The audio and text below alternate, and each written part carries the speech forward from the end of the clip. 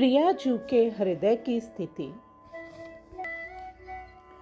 चारों ओर स्वर्ण के समान चमकती धूप खिली है, चुभती सी नहीं, प्रेम से सहलाती हुई सी। यहाँ इस विशाल जल कुंड के किनारे सुंदरता की उपमा बने युगल एक पेड़ के नीचे प्रेममय स्थिति में रस भरे बैठे हैं। प्रेम सिंधु में कब क्या तरंग उठ जावे कौन कहे। आज जरा विपरीत सी तरंग उठी है। आज रसिकवर चंचलता त्याग बिल्कुल किनारे पर शांत बैठे हैं। इसका कारण इसका कारण लाडली जू का यह पल पल नया सा लगने वाला सौंदर्य है। किंतु आज तो रूप लावण्यता कुछ अतिरिक्त ही बात है। देखिए, श्याम सुंदर के चरण जल में हैं और इनकी गोद में लाडली जू दोनों चरणों को जल में गिराए बैठी है। सूर्य ठीक सामने है। लालजू ने किशोरी के दोनों ओर से हाथ निकालकर इनका लहंगा कुछ ऊपर को कर संभाल रखा है कि कहीं वे जल में भीग ना जाए। प्यारी जू कभी धीरे तो कभी जोर से अपने चरणों को जल में तरंग उठाती हैं। इनकी पायल सूर्य की रोशनी से और चमकती है। यह देख किशोरी जो मुस्कुराती हैं। जिस वृक्ष के नीचे युगल बैठे हैं वह विशाल वृक्ष अपनी दोनों दिशाओं में फैली भुजा समान शाखाओं से दुलारता हुआ गोद में लाडली जोड़ी को लिए इनकी प्रेममयी क्रीड़ाओं को निहार रहा है। कुंवरी किशोरी के चरण कमल मानो लय लहाती हुई यौवन रूपी लता की मंजरी स्वरूपा हैं और यह मंजरी स्वाभाविक ही रस से भरी हुई और सुगंध से सराबोर हो रही है। प्रीतम ने ऐसे शी चरण कमलों को अपने हस्त कमल से ग्रहण करके मस्तक पर धारण कर हृदय से लगा लिया। इस अवस्था में अपने प्यारे का गाढ़ आलिंगन करते हुए प्रिया जी को प्रेम वैचित्री अवस्था प्राप्त हो गई। ये प्रेम वैचित्री है क्या? कभी कभी प्रेमी के प्रेमास्पद अत्यंत नजदीक होते हुए भी प्रेम अपने स्वाभाविक धर्म से इतना बढ़ जाता है कि प्रेमी को यह पता ही नहीं रहता कि उसका प्रेमास्पद उसके नजदीक ही है। प्रेम की उस विरही अवस्था को ही प्रेम वैचित्री कहते हैं। यह अवस्था एकमात्र पूर्ण रति विलास क्रीड़ा में ही होती है। अब तो प्रियाजू को लालजू दिखाई नहीं दे रहे, बल्कि लालजू को ही सखी समझकर कह रही हैं कि हे मेरी जीवन प्राण स्वरूपा सखी, मेरे प्यारे को मुझसे मिलाए दे, मेरे प्यारे को मुझसे मिलाए दे। इस समय तू ही मेरे हृदय की हितैषिणी है। तेरे बिना कुछ कार्य नहीं हो सकता। जैसे जल के बिना मछली तड़फड़ाती है, इसी प्रकार मैं प्यारे के बिना तड़फड़ा रही हूँ। जिस ओर भी मेरी दृष्टि पड़ती है, सब दिशा और विदिशा मुझको दुखदाई प्रतीत होती हैं। मेरे प्यारे आनंद को प्रदान करने वाले चंद्रमा हैं। उनको देखे बिना मेरे अंग प्रत्यंग शिथिल हो रहे हैं। मेरी बुद्धि विरह वेदना में व्याकुल होकर बेहाल हो गई है। प्रेम विरह से लड़ैती जू के नयन जल पूरित हो गए। नीचे की बड़ी सी पलक पर एक अश्रु बिंदु मचल रहा है। पलक का ही सहारा लिए बिना कपोल को छुए ये जैसे ही छूटा कि प्राणेश्वर ने अपने कर आगे बढ़ाकर बड़े प्रेम व तत्परता से इसको संभाला। वह प्रेम से पी गए। प्रियतम के स्पर्श ने उनको तनिक सचेत कराया। फिर तो प्यारे के गुणों का प्रेम उद्गार रूप से वर्णन करने लगी। इस समय नटवर नागर भी उन उद्गारों को सखी का अभिनय करते हुए श्रवण करने लगे। प्राय विरह दशा में ही प्रेमास्पद के प्रति हृदय में भरे हुए प्रेम उद्गार बलात् प्रकट हो जाते हैं, रोके नहीं रुकते। अब तो रसमाती प्रियाजू कहती हैं कि आप मेरी हित आकांक्षित सखी हैं, अतः मैं अपने हृदय की बात तुमसे कहती हूँ। मेरे लाडिले लाल मेरा लाड करने वाले हैं। मेरा रुख लिए मेरे प्यारे सदा मेरे सन्मुख उपस्थित रहते हैं।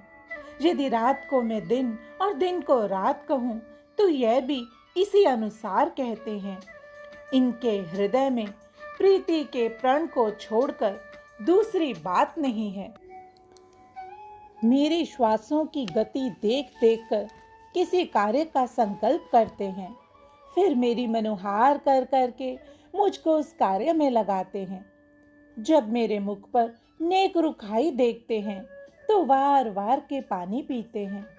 मेरे हृदय में जो बात उपजती है उसको पहले ही प्राप्त करा देते हैं। महामधुर रस के लालची मेरे प्यारे रस लेने के लिए कितने ललायित रहते हैं। उस समय की मैं क्या कहूँ, जब अधरों से अधर मिलाती हूँ ये रस पान के लिए कैसे सटपटाने लगते हैं। जब कभी सहज में ही मैं प्रणय को उपयुक्त मान कर बैठती हूँ तो मुझको मनाने के लिए प्यारे किस किस प्रकार की तजबीबें करते हैं। मेरे मान जाने पर से मेरे मस्तक के मुकुटमणि स्वरूप मेरे सिर मोर प्यारे इतने प्रसन्न होते हैं कि मानो अभी इनका जन्म सफल हुआ हो। मेरे तन मन को भी प्यारे को छोड़कर और कहीं तनिक भी अवलंब नहीं है। नए नए फूलों की मालाएं गूंथ गूंथ कर मेरे प्यारे जो मुझको पहनाते हैं, तब मेरे वक्षोजों को छू छू कर एक तक दृष्टि से मेरे रसाल मुख की ओर देखने लगते हैं। मेरे नेत्रों को भी एक अनोखी बान पड़ गई है सखी कि प्यारे के देखे बिना एक पलक का अंतराय भी मुझको कई कल्पों के बराबर बीतता है। जिस प्रकार से मैं चाहती हूँ उसी प्रकार से ये कार्य में प्रवृत्त होते हैं। ये मेरे मनमोहन मेरे मन के अनुसार ही मेरे वचनों का प्रतिपालन करते रहते हैं। जब मैं सुखपूर्वक शैया पर शयन करती हूँ तब ये प्यारे मेरे पैरों को सहराने लगते हैं। ऐसा करते करते जब कभी अभिलाषामयी तीव्र वेदना उनको सताती है तो ये लंबे लंबे गंभीर श्वास मुझको सुनाते हैं। उस समय हृदय की धड़कन से प्यारे का हृदय कमल कुछ ऊपर को उभरा हुआ सा प्रतीत होने लगता है। तब मैं बहुत प्रकार से इनका सम्मान करते हुए उनको ये मीठे वचन कहती हूँ कि हे मेरे प्यारे, हे मेरे प्राणेश्वर, मेरे प्राणनाथ, जो कुछ आप नेत्रों से देख रहे हैं ये सब संपत्ति आपके लिए ही है। कभी कभी तो मेरे प्यारे मदन मूर्छा से शिथिल होकर गिर पड़ते हैं। ये दशा देखकर मेरा तो जी में जी नहीं रहता। मैं घबराकर सोचने लगती हूँ कि अब मैं क्या करूँ। जैसे तैसे रस रचना अचवाए कर मैं इनको चेतन करती हूँ, फिर भी इनका दुख निवृत्त नहीं होता। तब इनको महादुखी जानकर अपने हृदय से लगा कर रखती हूँ। ऐसा करने से मेरे प्यारे को जो सुख मिलता है उसका मैं वर्णन नहीं कर सकती हूँ। उस सुख को या तो मैं या मेरा हृदय जानता है या ये मेरे दोनों नयन जानते हैं। सखी, मेरे सुख मुख पर श्रम बिंदु देखकर आप अपने पीतांबर से पहुँचते हैं, फिर मेरे पसीने से सने हुए अपने पीतांबर को अपनी आँखों से लगाकर अपने हृदय पर धारण कर लेते हैं। कभी कभी तो मेरे लाडले प्यारे अति अलबेली लटक से मेरे निकट आकर हलक सुधारण के बहाने से अपने हस्त कमल से मेरे कपोलों को छूने लगते हैं। प्यारे मन लगाकर नव नव फूलों का मृदु डोल की रचना करते हैं, उस पर मुझे झुलाते हैं और कभी कभी विनय पूर्वक मीठे मीठे वचन कहते हुए मेरे साथ स्वयं आप भी झूलते हैं। फूलों के झूला पर झुलाकर जो हमको सुख हुआ उसको कौन समझ सकता है। उस सुख ने मेरे हृदय में स्थान बना लिया है और वे आनंद मेरे रोम रोम में रमा हुआ है।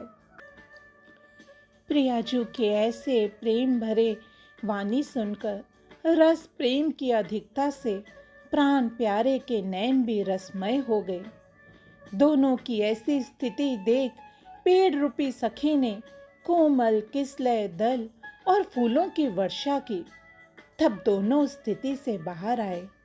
तब प्रिया जी देखती हैं कि प्राण प्रियतम के नैनों के बांध तोड़ किनारे पर पलक पकड़े बैठा है।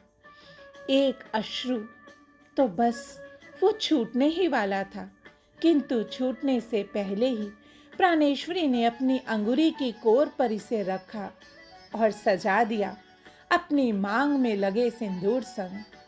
हाय, कैसा कैसा प्रेम है इन दोनों का।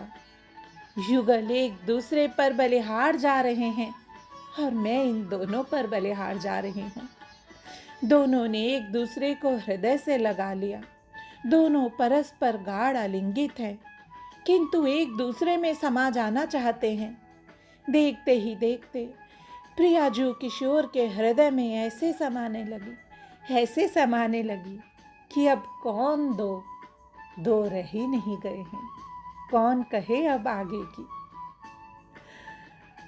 इन्हीं भावों में डूबकर प्रियालाल के हृदय के अगणित भावों को सखियों निहारो और लाडली लाल को दुलरावो। बोलो प्रियालाल की जय हो।